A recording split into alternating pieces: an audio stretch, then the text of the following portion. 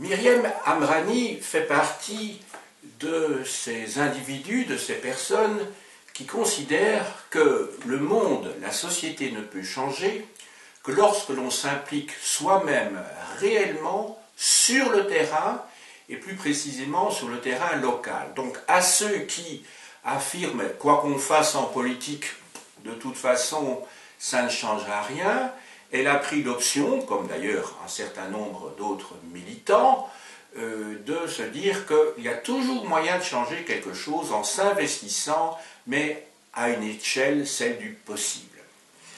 Je présente mon invité d'aujourd'hui, dont j'ai cité le nom, Myriam Amrani, qui est politologue. Elle a fait ses études à l'université de Bruxelles. Elle prépare en ce moment une thèse de doctorat sur la jeunesse bruxelloise et la question de la radicalisation. Thème sur lequel j'espère bien pouvoir l'interroger un jour quand elle sera plus avancée dans ses recherches et quand d'autre part je ne risque pas à ce moment-là de déflorer des hypothèses qu'elle aura pu éprouver lors de ses recherches. Elle a publié, il y a quelques années, je ne sais pas très bien en quelle année, un film sur Mohamed Harkoun qui est disponible sur le site de l'Institut du monde arabe, donc l'IMA. C'était en quelle année? C'était en 2011. 2011, donc il y a 7 ans. La raison pour laquelle je l'ai invitée est en fait très précise. Elle a fondé, avec un certain nombre de camarades, je dirais des amis, si j'ai bien compris, une association qui s'intitule Dakira. Je vais te poser une première question. Donc Myriam, est-ce que tu pourrais nous dire tout d'abord ce que signifie ce terme Dakira, D-A-K-I-R-A, de quand ce projet que vous avez mis en route date, quand il a pu être institutionnalisé et dans quel cadre tout cela s'est fait? Alors, Dakira, c'est un mot arabe qui signifie mémoire. Donc mémoire en arabe, alors pourquoi avoir fait ce choix de l'appeler mémoire? Parce que pour nous c'était important, nous, les fondatrices de l'association, nous étions 4 jeunes femmes d'origine maghrébine, marocaine, algérienne, et souhaitions aborder cette question du passé, de l'identité, dans l'idée que si l'on veut savoir où l'on va, il faut savoir d'où l'on vient. Mais cette mémoire, on souhaitait l'aborder de façon critique, et de ne pas être dans un rapport idéalisé ou mythifié du passé. Et ce d'autant plus que l'association s'est créée juste un peu après les attentats du 11 septembre. On avait été, comme beaucoup, atterrés du fait que ces auteurs, les auteurs des attentats, avaient perpétré les attentats au nom du Coran, au nom de l'islam. Et nous qui sommes musulmanes, nous nous sommes dit, mais l'islam ne dit pas ça, ne dit pas de tuer au nom du Coran. Donc, mais que dit finalement l'islam? Que dit le Coran? Et donc j'ai pour habitude de dire que Dakira, c'est une aventure à la fois humaine et intellectuelle, puisque ça a d'abord été une indignation face à ces attentats, mais aussi une aventure intellectuelle parce que pour nous c'était important de questionner, d'interroger, puisque ces personnes prétendaient perpétrer ces actes au nom du Coran. Pour nous c'était important de savoir que dit le Coran. Et donc, à côté de ça, il y avait aussi, au sortir des attentats du 11 septembre, d'autres idéologues qui défendaient l'idée que l'Occident et le monde musulman ne pouvaient pas cohabiter pacifiquement. Huntington développait l'idée du choc des civilisations. Nous qui sommes nés ici en Europe, mais qui avons des origines, des racines dans le monde musulman, évidemment c'est quelque chose qui nous effrayait aussi, en disant mais non, on est tout à fait convaincus que nous sommes capables de vivre ensemble, et depuis que le monde est monde, les cultures se sont imprégnées les unes des autres, et que la civilisation humaine, elle est le fruit ces interactions, de ces échanges. Et donc, face à ces forces en présence qui défendent une autre logique, qui est une logique plus belliqueuse, une logique de haine entre des cultures, nous avons voulu, à notre niveau, défendre l'idée d'humanisme, l'idée du dialogue entre les cultures, entre les peuples, mais ça passe aussi par l'éducation et la pédagogie, parce qu'on est convaincu que c'est par la pédagogie et l'éducation qu'on peut déconstruire les idéologies, les discours de haine. Et alors, en fait, cette idée, vous l'avez eue plus ou moins en même temps, à la suite de discussions, je suppose. Vous avez souhaité concrétiser à 4, si j'ai bien retenu, donc un projet pour essayer de faire quelque chose donc, qui permette justement le dialogue entre ce que l'on appelle donc des communautés différentes, entre guillemets aussi. Hein. Ceci vous a amené donc en 2003, tout d'abord sous une forme informelle, et puis en 2006 sous une forme plus formelle, c'est-à-dire avec un statut juridique, celui de l'ASBL, donc de créer votre association.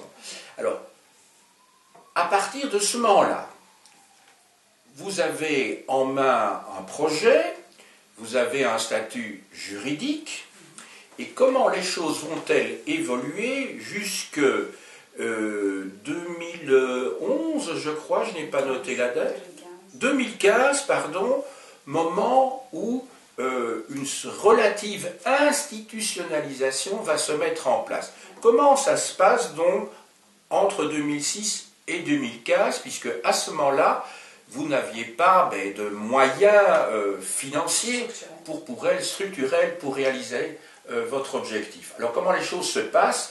Et donc, j'ai bien compris quel était votre objectif général, mais quels ont été maintenant les objectifs particuliers sur lesquels vous avez travaillé et qui vous a permis donc de réaliser un certain nombre de choses qui soient efficaces dans la longue durée.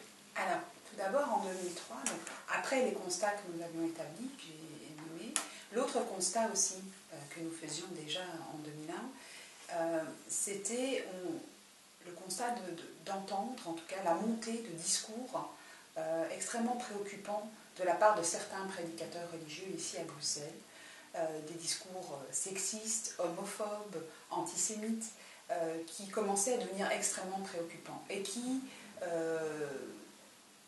ces prédicateurs avaient une certaine aura auprès d'une certaine jeunesse, puisqu'ils étaient eux-mêmes formés en Arabie Saoudite, maîtrisaient la langue arabe. Et donc voilà, ces discours-là faisaient partie aussi du constat que nous dressions à l'époque de la nécessité d'agir. La question c'était comment. Et donc nous avons, comme je le disais tout à l'heure, entamé une recherche et nous sommes tombés sur un ouvrage qui s'appelait L'islam à vocation libératrice, qui est un ouvrage qui a été traduit en français, mais d'un auteur soudanais qui s'appelle Mohamed Mahmoud Taha, qui a été exécuté en 1985 et exécuté par le pouvoir islamiste en place, parce qu'il proposait une autre lecture du texte coranique, une lecture progressiste. Et donc, cet ouvrage avait été traduit par Mohamed El Baroudi, qui est un militant opposant à Hassan II, qui vivait ici en Belgique, et qui a été un acteur important de la vie associative et militante à Bruxelles, puisqu'il a créé le regroupement démocratique marocain dans les années 70 et qu'il s'est beaucoup impliqué pour l'accompagnement des travailleurs immigrés aux côtés de militants, syndicalistes, etc. Donc Mohamed El Baroudi a traduit cet ouvrage de cet auteur soudanais, et pendant près d'un an, nous avons cheminé ensemble dans le cadre d'un groupe de lecture pour discuter, échanger autour de ces questions. Et donc effectivement, au bout d'un an de travail, donc on est autour de 2004-2005, on se dit, bon, il faut formaliser l'association, le projet commence à se préciser, Et donc, on s'est dit, mais on parle beaucoup d'islam, mais on n'en sait pas grand-chose. Et au final, il y a énormément de production intellectuelle, énormément de choses qui sont produites, mais peu de choses qui sont accessibles. Et donc notre enjeu ici, c'était vraiment de pouvoir faire sortir de l'ombre toutes les recherches universitaires qui se sont produites au sujet de l'islam, et de pouvoir vraiment les vulgariser, les rendre accessibles. Et donc à partir de 2006, on crée effectivement l'association, une association sans but lucratif, et on lance un séminaire de sensibilisation à l'islam dans une perspective de critique historique et sociopolitique. De critique historique, puisque les observations que nous avions faites, c'est que les tenants de l'islam politique ont tendance à idéaliser le passé, à le mythifier, une espèce de culte du passé. L'idée ici, c'était d'appréhender le passé de la façon la plus objective qui soit, avec les bons aspects de cette histoire, mais aussi les heures sombres de la civilisation islamique. Et l'autre aspect, c'est l'aspect sociopolitique, de pouvoir comprendre qu'aujourd'hui, cette question de l'islam politique, de l'islam radical, est une réalité globale. Nous vivons dans un monde globalisé. Et si nous voulons comprendre cette question, il faut pouvoir l'inscrire dans le cadre de la géopolitique, des relations internationales, et que ces deux aspects, à la fois historiques, mais aussi géopolitiques, permettent de nous donner des clés de compréhension de ce qui se joue ici et maintenant. Et donc on a mis en place ce séminaire en 2006. À l'époque, nous avons obtenu des petites subventions ici ou là pour organiser ces rencontres, conférences, débats. Et nous avons eu la chance pendant près de 10 ans de travailler aux côtés d'un centre de recherche à l'ULB dirigé par Firouzen Ahmadi, qui s'appelle le CECID, le Centre d'études de la coopération internationale et du développement, qui travaille beaucoup sur ces questions à la fois de l'islam politique, mais aussi du développement, qui sont des réalités extrêmement liées. Et donc, Firouzen Ahmadi est elle-même d'origine iranienne, donc elle a beaucoup travaillé sur l'islam politique du côté chiite, mais pas seulement, sur tout ce qui est l'Asie musulmane en arabe, puisqu'on a tendance à oublier toute cette région du monde qui constitue l'essentiel, en tout cas de la population musulmane dans le monde. Et donc nous collaborons avec le CECID. En particulier l'Indonésie, par exemple, qui est le plus grand pays musulman du monde. Et donc on a là une collaboration qui est née déjà à partir de 2006. Et donc nous avons proposé depuis lors des conférences en invitant notamment Ghaleb Benchir, Rachid Benzine, Abdessamad Yelmi, Fouad Laroui, Samir Angar, Leïla Babès, Guillaume Di, qui aujourd'hui est responsable de la chaire Islam à l'ULB. Et on a eu vraiment l'immense honneur de rencontrer Mohamed Harkoun et de travailler à ses côtés pendant 3 ans. Donc nous avons vraiment eu, quand je disais tout à l'heure, une aventure intellectuelle, c'est-à-dire qu'on a vraiment, et nous le sommes toujours, entamé une démarche de recherche et de questionnement sur cette question, puisqu'à la base, vous le disiez tout à l'heure, je suis politologue de formation, mes amies fondatrices étaient soit économistes, soit éducatrices, donc à la base on n'était pas toutes des experts de la question. En cours de chemin, de nouvelles personnes nous ont rejoints, donc je pense notamment à Leïla Bachiri qui a effectué sa thèse sur l'analyse des discours des prédicateurs fréristes et salafistes ici à Bruxelles. On a d'autres personnes comme Didier Leroy qui a travaillé notamment sur le Hezbollah, Tasmin But qui elle travaille sur le Pakistan, pardon. Donc là, on a là aujourd'hui toute une équipe de chercheurs et de gens qui ont vraiment produit des réflexions et des analyses sur des thématiques bien précises. Et donc voilà, à partir de 2006, nous nous sommes lancés dans cette dynamique-là, avec des rencontres débats, des conférences, à destination du tout public, de tout qui s'intéressait aux questions que nous présentions. Et puis à partir de 2015, nous avons été sollicités en 2014, donc c'est vraiment un hasard du calendrier, mais en 2014, nous avons été sollicités par le gouvernement de la région de Bruxelles-Capitale, qui s'inquiétait du nombre croissant de jeunes qui partaient rejoindre le conflit en Syrie et qui nous a demandé du coup de réfléchir à un dispositif de formation à l'intention à la fois de professionnels, mais aussi de pouvoir développer des animations à l'attention de jeunes entre 12 et 25 ans. Donc on a présenté ce qu'on a appelé un dispositif d'éducation au vivre ensemble dans une perspective humaniste, interculturelle et interconvictionnelle. Vous verrez que là-dedans, on n'a pas utilisé les termes de radicalisation, parce qu'on trouve que ce n'est pas du tout le terme adéquat, mais pour nous, c'était important de se dire, nous vivons à Bruxelles, dans une région, qui est par ailleurs la capitale du pays, riche de sa diversité. Il y a près de 200 nationalités différentes, avec des gens, des Bruxellois qui sont croyants, d'autres qui sont non-croyants, qui sont ici en Belgique depuis très très longtemps, plusieurs générations, qui viennent du nord du pays, du sud, du nord de l'Europe, du sud de l'Europe, de l'est, de l'ouest, et d'autres qui sont des migrants plus récents. C'est un vrai pari, c'est un vrai laboratoire du vivre ensemble, c'est un vrai pari. C'est à la fois une force, une richesse, mais ça peut aussi constituer des difficultés à certains moments, puisque des conflits nés à l'autre bout du monde peuvent tout d'un coup ressurgir ici et maintenant. Donc il est important de pouvoir créer les conditions du dialogue, du débat, de la discussion, du débat contradictoire, de pouvoir dialoguer avec quelqu'un avec qui nous ne partageons pas le même point de vue, mais que nous puissions avoir conscience que nous avons la chance de vivre dans un état de droit et que chacun est libre de défendre un point de vue tant qu'il n'invite pas à la haine et qu'il n'invite pas à la violence. Donc ça, c'est le contrat social que nous avons tous passé. Et donc, l'idée ici, c'est de pouvoir, à travers ce dispositif, former des professionnels, donc des acteurs de terrain, qui longtemps nous ont dit tout au long de ces années, aujourd'hui, nous, en tant qu'enseignants, en tant que travailleurs sociaux, nous avons des propos de la part de nos publics, étudiants ou usagers, au sujet de l'islam ou au nom de l'islam, avec lequel on ne sait pas trop comment se positionner.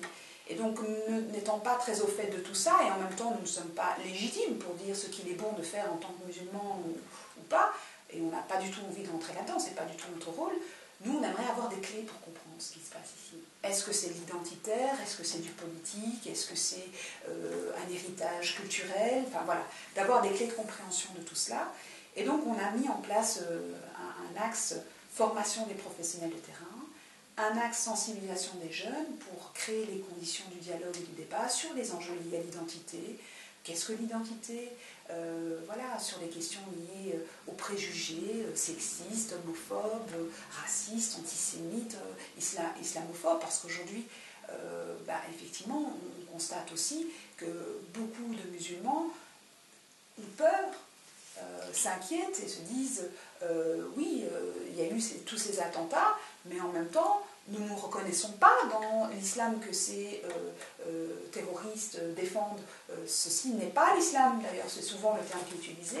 Et donc, il nous faut travailler à ça, déconstruire tout ça et pouvoir dire comment est-ce qu'on, pour parvenir à vivre ensemble le plus sereinement possible, mais en tout cas dans le respect de la dignité humaine et de l'altérité. Alors, nous avons un troisième axe où nous organisons des conférences, des rencontres débats, des projections de films, etc. D'ailleurs, prochainement, nous organisons, dans le cadre du Festival des Libertés, c'est un partenariat que nous avons mis en place depuis 3 ans, une rencontre débat sur le déni des gauches à l'égard de tout ce qui est retour du religieux. Donc voilà, on est vraiment dans cette dynamique-là depuis 2015. C'est ça. Et maintenant, pour en arriver aux moyens financiers que j'évoquais tout à l'heure, c'est le nerf de la guerre, l'argent, bien sûr. Pendant longtemps, vous avez travaillé, en tout cas, quand je dis vous, c'est ton équipe, hein, donc c'est pas vous où je mets une distance entre nous deux. C'est le vous depuis le début, c'est pour montrer qu'il s'agit bien d'un collectif. Ah oui, c'est un collectif. C'est un collectif. Parce qu'à un moment donné, j'ai entendu que tu me vous voyais, alors j'étais blessé, je me suis dit, voilà, alors soit elle me prend pour... elle me met dans un contexte académique, alors là je deviens un homme important, du coup, ce que je ne suis pas, et voilà, ou au contraire, c'est une prise de distance, voilà, parce qu'on est devant une caméra. Donc voilà, donc le vous depuis le début est collectif, et je crois que c'est vraiment votre objectif, c'est que ça reste un collectif, et qu'il ne s'agit pas d'une entreprise individuelle ou de plusieurs entreprises individuelles qui fonctionnent parallèlement. Ça me semble aller de soi, mais enfin, je préférais le répéter. Donc, les moyens financiers sont apparus comme étant un outil utile à un moment donné pour activer, pérenniser cette aventure. Je crois qu'on peut parler d'aventure, hein, puisqu'on ne sait pas où elle va mener d'ailleurs, hein, le plus loin possible, mais enfin rien n'est acquis en tout cas, et comme tu disais tout à l'heure, voilà, l'histoire n'est pas écrite à l'avance. Hein. Donc, si j'ai bien compris ce que tu m'as dit hors caméra tout à l'heure, pour l'instant, vous disposez d'un emploi et demi, toi-même ayant un mi-temps dans ce collectif, donc d'Akira. Il y a donc quelqu'un d'autre qui travaille à temps plein. Et tu pourrais nous indiquer, à l'usage pas seulement de nos auditrices et nos éditeurs belges, mais aussi pour ceux qui sont très nombreux et qui nous écoutent en France et outre-mer, et je pense en particulier au Maroc et en Tunisie, ils sont très nombreux à suivre cette chaîne, expliquer un petit peu quelles sont les institutions qui vous subsidient en expliquant ce que sont ces institutions pour le public qui n'est pas familier. Alors, c'est vrai qu'on vit dans un État fédéral.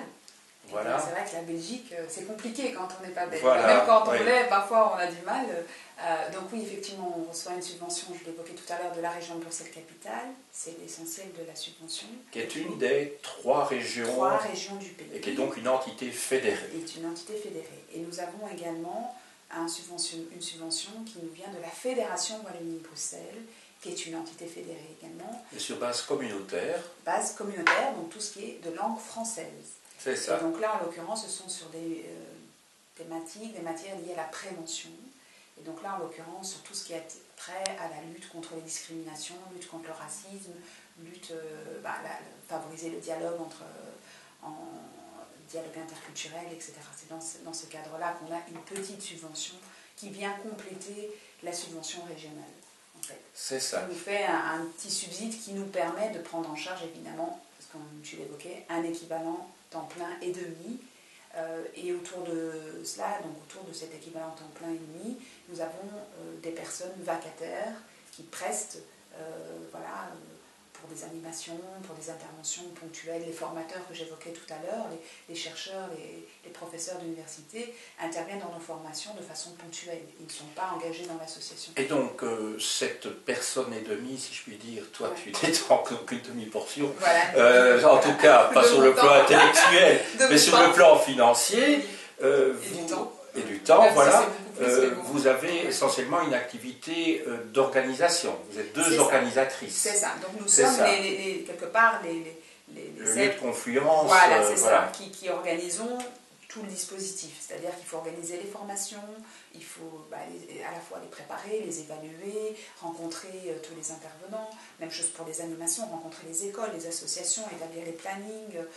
Il faut aussi intervenir, c'est-à-dire qu'on nous demande à certains moments, moi par exemple j'interviens sur les formations autour de la posture professionnelle des travailleurs sociaux, donc il faut construire des modules de formation, donc sur les aspects pédagogiques, des outils, on prépare aussi les outils d'animation, on organise aussi des conférences, comme j'évoquais, des rencontres débats dans les maisons de quartier, les maisons de jeunes, donc on est un peu au fond. Sur l'ensemble des 19 communes bruxelloises. Sur l'ensemble des 19 communes bruxelloises, donc on est vraiment à travailler sur ces trois axes, et puis on organise, on orchestre un peu tout ça, c'est-à-dire qu'on établit les plannings, et donc ce qui est loin d'être une sinécure, parce que honnêtement au niveau des plannings c'est parfois... Mais je ne l'ai pas supposé. Voilà, voilà.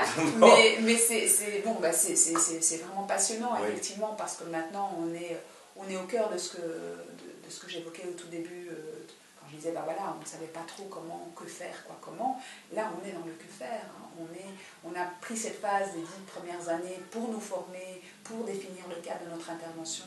Ce que j'ai oublié de dire, c'est que nous, on est une association laïque, on n'est pas une association de musulmans qui viendraient défendre un islam libéral contre un islam obscurantiste.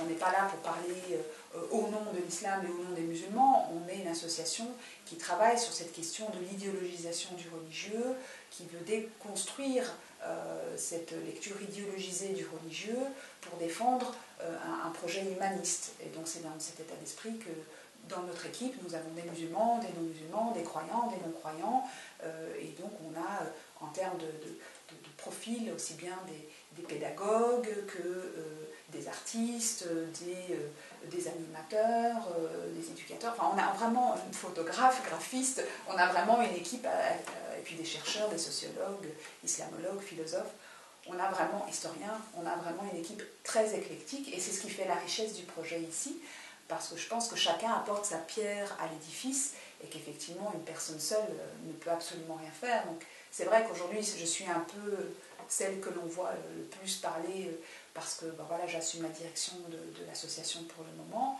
mais derrière il y a vraiment toute une équipe qui est là et qui œuvre au quotidien pour faire avancer le projet, pour le nourrir, pour l'interroger encore, parce que pour nous c'est aussi important d'interroger notre pratique, de questionner voilà, ce que nous proposons et d'interroger et que ça puisse faire sens. Donc effectivement, pour ne pas perdre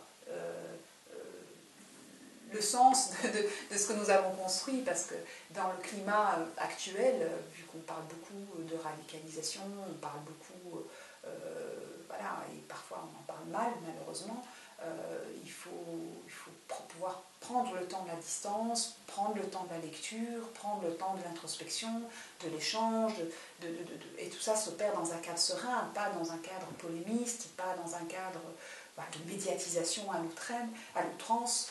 Donc voilà, même sur le plan médiatique, on a fait des choix, on a délibérément à certains moments refusé certaines interviews, surtout au moment du rush en 2015-2016, on a privilégié l'action de formation, d'être sur le terrain, on a accepté quelques interviews pour rendre compte de ce que nous faisions, parce que sinon ça donnait l'impression qu'on cachait peut-être quelque chose. Ouais.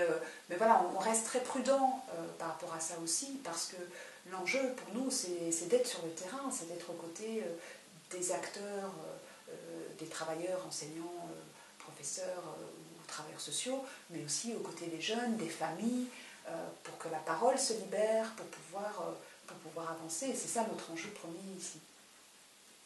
Très bien. Est-ce que vous avez au fond des contraintes par rapport à ce pouvoir subsidiant? Quand on pense à politique, on pense qu'il y a certainement des enjeux qui sont très, très humanistes, des enjeux auxquels le politique, justement, est sensible en fonction, en tout cas, de sa couleur, sur le plan sociétal et social, surtout. Mais est-ce que, à part, je suppose, le dépôt annuel d'un rapport d'activité, l'on vous engage, je dirais, au sommet de la région bruxelloise ou de la Fédération Wallonie-Bruxelles, à travailler dans un cadre qui corresponde à la politique de la législature en cours. Disons que nous, il y a eu beaucoup de politiques qui ont été mises en place suite aux attentats. Nous, on a privilégié l'axe de la prévention, parce que c'est celui dans lequel on se reconnaît. Et donc, pour le volet prévention, les politiques qui sont proposées s'inscrivent pleinement dans ce que nous défendons. Donc on n'a pas eu l'impression de devoir vraiment quelque part se trahir notre projet et trahir notre démarche. Au contraire, nous avons proposé une démarche qui a été acceptée. Donc y compris dans le choix des intervenants, voilà, nous faisons des propositions et jusqu'ici on n'a jamais eu de veto nous disant ah non, pas telle personne, ou voilà, on n'a pas dû screener les personnes parce que nous avons nous-mêmes opéré une recherche. Quand nous faisons le choix de tel ou tel intervenant, c'est parce que c'est un choix fondé, réfléchi, mûri. Même chose sur le plan pédagogique, quand nous proposons tel ou tel type d'animation ou de formation, c'est quelque chose qui est défendu, argumenté sur l'enseignement secondaire principalement. Secondaire, et puis aussi pour... oui, c'est principalement secondaire, mais ça va de 12 à 25 ans. Hein, donc, quoi, pour des assistants sociaux, des assistants des sociaux, intervenants, des institutrices, instituteurs, oui, c'est ça, oui. Des enseignants, professeurs dans le secondaire également aussi. Donc voilà, donc honnêtement, jusqu'ici, on a eu vraiment toute l'attitude pour faire des propositions et non pas... Après, j'ai presque envie de dire, il y avait tellement peu de choses pour travailler à tout ça, que quelque part, ça tombait bien. Oui, ça tombait bien, vous vous êtes rejoints, c'est ça. Tout à fait, parce que je le disais tout à l'heure dans l'échange, c'est que nous, on a, quelque part, on ne pensait pas qu'il y allait avoir des attentats à Bruxelles ou Paris, on ne s'attendait pas à ça. Mais n'empêche je te le disais, j'avais ce sentiment d'être un peu comme dans le bateau du Titanic, avec cette somptueuse soirée où tout le monde est en tenue de soirée avec le petit cocktail, la petite musique d'ambiance, et finalement l'iceberg se profile, et puis certains sonneurs d'alerte qui disent attention, l'iceberg est là, et puis mais non, on est sur le Titanic, il est intouchable, inébranlable. Donc, il y avait un peu entre 2003, j'ai envie de dire, et 2014, jusqu'au moment où mon téléphone a sonné, c'est un peu le sentiment qu'on avait. Tu peux revoir l'interview qu'on avait fait à l'Institut du monde arabe pour rendre hommage à Mohamed Harkoun, dans le débat qui se déroulait juste après. Je parlais d'urgence sociale, de l'enjeu de travailler, parce que la polarisation, elle était déjà là, elle est déjà présente, du fait, justement, de la mise en compétition des pauvres, fatalement. Mais là, on est encore dans une autre dynamique. Avec les attentats, c'est quelque chose en plus d'être d'origine immigrée, pauvre, etc. Il y a ce stéréotype qui colle aujourd'hui à la peau, qui est celui de potentiellement terroriste. Donc voilà, donc c'est ce sentiment-là. Donc je pense qu'effectivement, en 2014, il y avait peu de structures. Aujourd'hui, on parle de marché de la radicalisation, parce qu'aujourd'hui, on a effectivement plein d'opérateurs qui tout d'un coup se présentent, mais au final, honnêtement, moi en 2003, quand on a commencé à travailler, on avait très peu, il y en avait quelques-uns, mais on était très très peu, on regardait un peu comme des... on nous disait on était aussi des femmes, un peu hystériques, un peu excessives, etc. Donc, nous ici, c'était délicat aussi, et encore aujourd'hui c'est délicat pour nous de dénoncer l'islam politique, etc. Parce que dénoncer l'islam politique, d'une certaine manière, à certains moments, c'est aussi faire le jeu d'une extrême droite qui évidemment ne fait pas la distinction entre islamisme et islam. D'ailleurs, on propose un module de formation où clairement on a énoncé comme ça, islamisme, djihadisme. Pour bien préciser qu'il s'agit de notions différentes, qu'elles font référence à des univers, à des rapports au temps différents. L'islam a 14 siècles d'existence, l'islamisme une centaine d'années et le djihadisme 40 ans.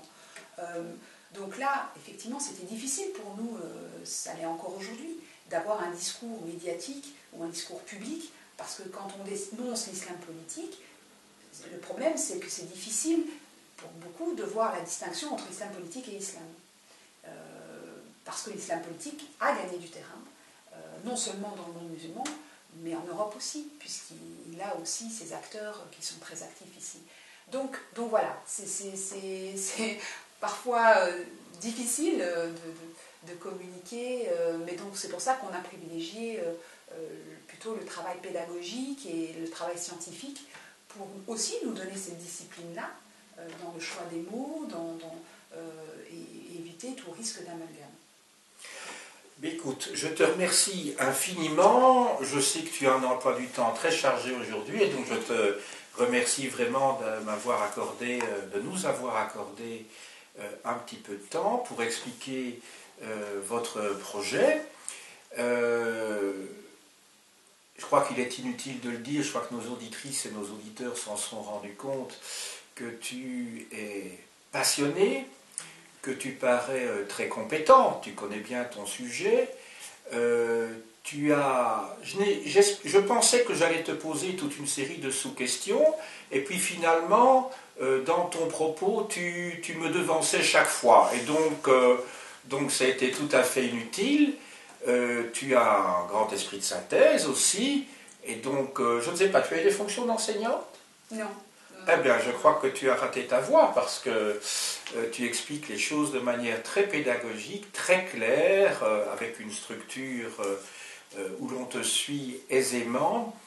Et pour finir, je voudrais bien sûr te souhaiter le meilleur parce que nos auditeurs et nos auditrices français ne sont peut-être pas au courant, mais la semaine prochaine, le 14 octobre, se déroulent des élections communales en Belgique, donc sur tout le territoire, elles ne sont pas limitées à certaines entités. Et dans ce cadre-là, Myriam se présente sur une liste socialiste dans le cadre de la commune où cette interview a lieu, c'est-à-dire à Saint-Gilles, qui est une des 19 communes bruxelloises, et j'espère bien que le nombre de voix que tu recueilleras te permettra de mettre en œuvre, dans le cadre d'une petite commune, sous le plan de la superficie, mais qui est très dense en termes de population, plus de 50 000 habitants, je crois, mais qui est petite, parce que je crois que c'est la plus petite avant Saint-Josse, hein, sauf erreur de ma part, de mettre en œuvre certains aspects, en tout cas, comme je l'ai dit dans l'introduction, tu es quelqu'un de très réaliste, de modeste aussi, et tu sais qu'on ne décroche pas la lune facilement, et que c'est en avançant à petits pas que l'on peut faire évoluer la société et surtout les mentalités qui déterminent évidemment le comportement des individus. Donc, un grand merci. Et je te l'ai dit hors caméra, il faudrait vraiment que tu rencontres une intervenante que j'ai interviewée à plusieurs reprises sur cette chaîne, qui est Amélie Myriam Shelley, qui va publier dans quelques mois aux éditions du Cerf à Paris un ouvrage intitulé Martyr, anatomie des radicalisations, mais il semble bien que son éditeur lui ait demandé de ne pas faire apparaître le titre et de ne garder que le sous-titre, c'est-à-dire anatomie des radicalisations. Il faudra trouver alors ce qui va précéder pour des raisons que j'ignore.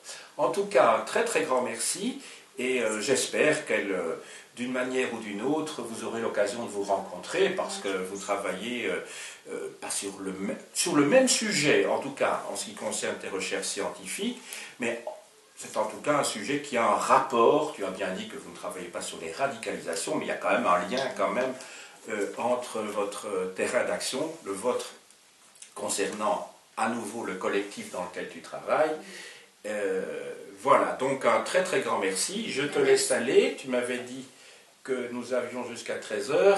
Il est 1h moins 5, donc je crois avoir respecté le timing. Merci à toi. Et donc, bonne chance pour la semaine prochaine. Merci beaucoup, et merci pour cet entretien et nous donner l'occasion de présenter le projet. On a une page Facebook, ça peut toujours être voilà, je comptais le faire et puis ça m'a échappé. Donc, est-ce que tu pourrais donner justement les références de votre site? Alors, le site, il est en construction, on est en train de le refaire, mais sinon, pour le moment, il y a une page Facebook qui est déjà active. Donc, c'est Dakira, D-A-K-I-R-A, A-S-B-L, sur directement Facebook. Après Dakira, sans... Directement, Dakira, A-S-B-L, et on tombe sur la page Facebook. On tombe sur la page Facebook, et le site sera, à mon avis, actif dans on va dire, dans quelques semaines, hein, ça va pas trop. C'est ça. Et alors, en allant dessus, on est au courant des activités, toutes les activités de Dakira, donc là, on met tout, des projets à la fois aussi. les activités, donc on met à la fois les photos des activités, mais aussi on annonce les conférences, les rencontres, les formations, mais aussi tout ce qui est des articles, des ouvrages. C'est ça. Donc voilà, donc bref, tout ce qu'on a en termes de c'est formidable. On a aussi un petit centre de documentation à l'association, donc ça aussi, ça peut être intéressant pour des personnes qui font des recherches. On a une série d'ouvrages qui peuvent être, en tout cas, qui sont accessibles. Voilà, donc ça, tout ça est là. Et, voilà, donc n'hésitez pas, une page Facebook. Je crois que c'est très important qu'il y ait une publicité de vos activités, parce que finalement, ce sont nos concitoyens qui versent leur obol et qui permettent la subsidiation, parce que les pouvoirs ne sont en fait que des intermédiaires pour mettre en œuvre des politiques pour lesquelles ils ont été élus, mais ce sont quand même l'ensemble des concitoyens qui participent au financement finalement de vos activités, et c'est la moindre des choses qu'on leur doit que de faire de la publicité et de faire connaître vos activités. Donc, c'est pour ça que je précise que nos activités sont gratuites. C'est ça. Donc les animations à destination des jeunes sont gratuites, les rencontres débats sont gratuites, les formations, on demande une participation. Et comment était-on au courant jusqu'à présent, avant l'existence de ce site, qui n'est pas encore... Mais en fait, c'est dans les réseaux, en fait. Hein. Donc nous, on diffuse, et petit à petit, on a 700, maintenant on a 700 personnes qui nous suivent via la page Facebook, mais bon, voilà, petit à petit, on a, tout au long des années, engrangé un réseau, des liens avec tous ces rédacteurs. Donc voilà, les gens... C'est un peu le bouche à oreille. Hein. Donc avant Facebook, il y avait quand même le bouche à oreille, et c'est vrai que ça fonctionne plutôt bien, parce que du coup, on a aussi des personnes nouvelles qui se sont impliquées, qui s'impliquent maintenant dans le projet. Donc c'est ça la richesse de la vie associative aussi. Eh bien, en tout cas, je m'engage à te réinviter pour parler d'Akira, mais aussi plus tard pour t'interroger sur ta thèse de doctorat. Ben, merci. À très bientôt. À bientôt. Au revoir.